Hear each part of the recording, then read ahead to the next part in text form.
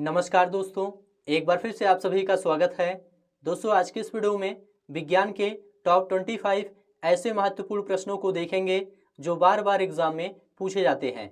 यदि आप किसी भी एग्जाम की तैयारी कर रहे हैं तो इस वीडियो को एक बार जरूर ध्यान से देखिए और इन सभी प्रश्नों को अच्छे से तैयार कर लीजिए। तो चलिए शुरू करते हैं।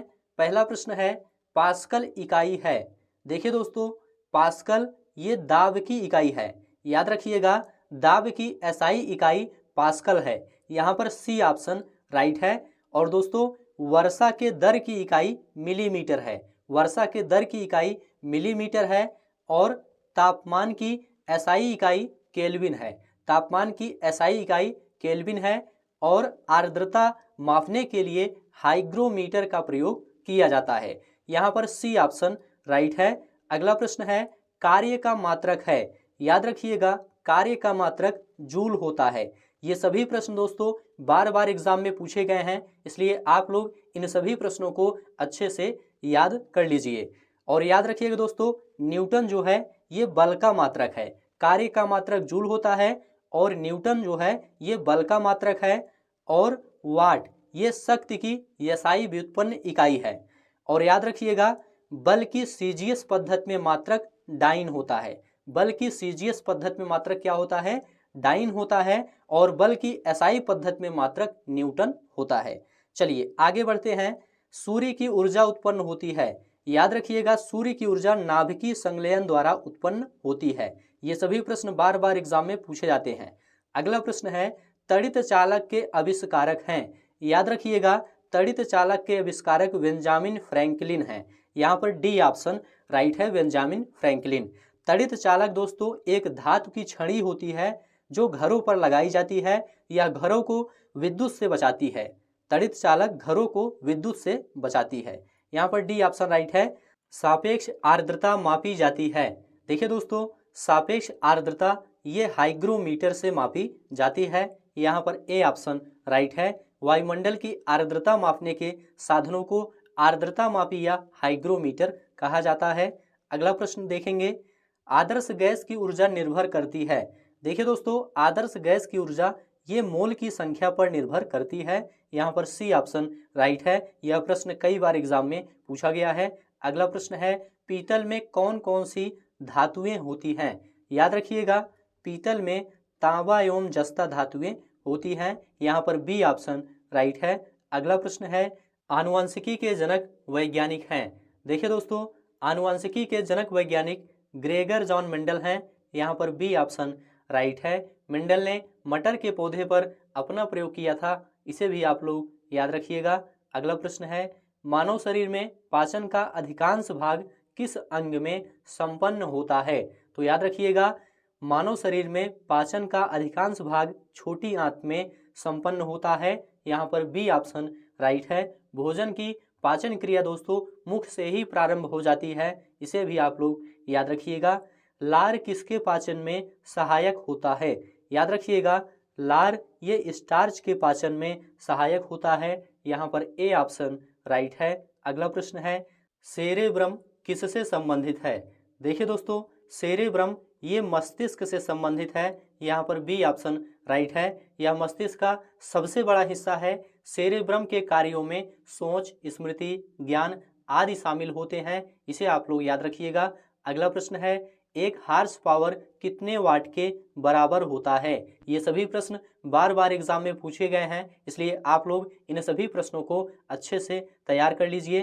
तो याद रखिएगा, एक हार्स पावर में 746 वाट होता है। एक हार्स पावर 746 वाट के बराबर होता है। यहाँ पर ए ऑप्शन राइट है। अगला प्रश्न है, परम शून्य ताप किसे कहते हैं। देखिए दोस्तों, -273 डिग्री सेंटीग्रेड को परम शून्य ताप कहते हैं। यहाँ पर बी ऑप्शन राइट है। देखिए दोस्तों, किसी भी वस्तु का ताप -273 डिग्री सेंटीग्रेड से कम नहीं हो सकता है। इसे ही परम शून्य ताप कहते हैं। परम शून्य न्यूनतम संभव ताप है। इससे कम कोई ताप संभव नहीं है। इसे आप लोग याद रखिएगा। अगला प्रश्न है, वाशिंग सोडा किसका प्रचलित नाम है। याद रखिएगा, सोडियम कार्बोनेट। यहाँ पर सी ऑप्शन राइट है। वाशिंग सोडा सोडियम कार्बोनेट का प्रचलित नाम है। यहाँ पर सी ऑप्शन राइट है। सोडियम कार्बोनेट का रासायनिक सूत्र दोस्तों Na2CO3 होता है, इसे भी आप लोग याद रखिएगा। इसे धावन सोडा या धोने का सोडा भी कहा जाता है, यहाँ पर सी ऑप्शन राइट है। अगला प्रश्न है, पेनिसिलिन की खोज किसने की थी? देखिए दोस्तों, पेनिसिलिन की खोज अलेक्जेंडर फ्लेमिंग ने की थी। किसने की थी? अलेक्जेंडर फ्लेमिंग ने की थी, यहाँ पर ए ऑप्शन राइट है। अगला प्रश्न है, रेडियोधर्मिता की खोज किसने की थी? देखिए दोस्तों, रेडियोधर्मिता की खोज हेनरी बैकेरल ने की थी, यहाँ पर सी ऑप्शन राइट है। ये सभी प्रश्न बार बार एग्जाम में पूछे जाते हैं। तेल का एक बैरल लगभग किसके बराबर होता है? याद रखिएगा, तेल का एक बैरल 159 लीटर के बराबर होता है। तेल का एक बैरल 159 लीटर के बराबर होता है, यहाँ पर ए ऑप्शन राइट है। अगला प्रश्न है, भूकंप की तीव्रता किससे मापी जाती है? याद रखिएगा, भूकंप की तीव्रता सिस्मोग्राफ से मापी जाती है, यहाँ पर बी ऑप्शन राइट है। बैरोमीटर से दोस्तों वायुमंडलीय दबाव मापा जाता है। और पॉलीग्राफ ये एक ऐसी मशीन होती है जिसका प्रयोग झूठ पकड़ने के लिए किया जाता है, यहाँ पर दोस्तों बी ऑप्शन राइट है।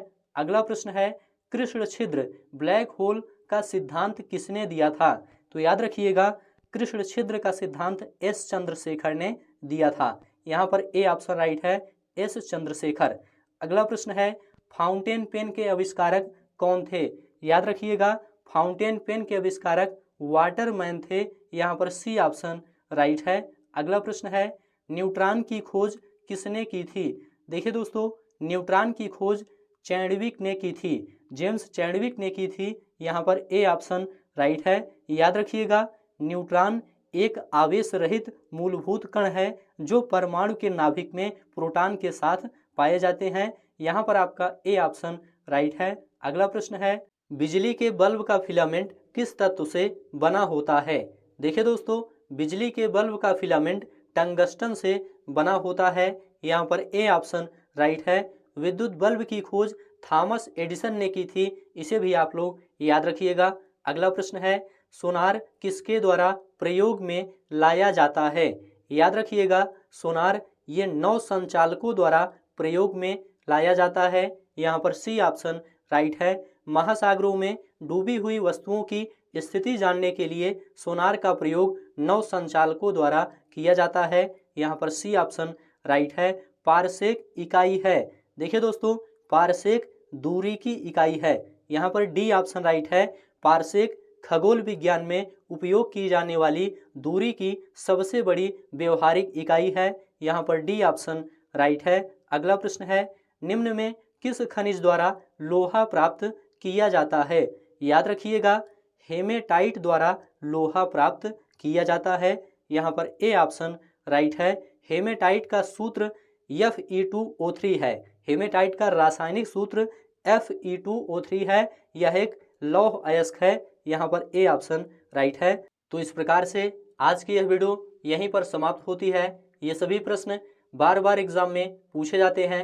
उम्मीद है यह वीडियो आपको अच्छा लगा है तो चैनल को सब्सक्राइब करिए, दोस्तों में शेयर करिए और कमेंट में लिखकर जरूर बताइए। इस वीडियो को यहीं पर समाप्त करते हैं। वीडियो देखने के लिए आप सभी का बहुत बहुत धन्यवाद।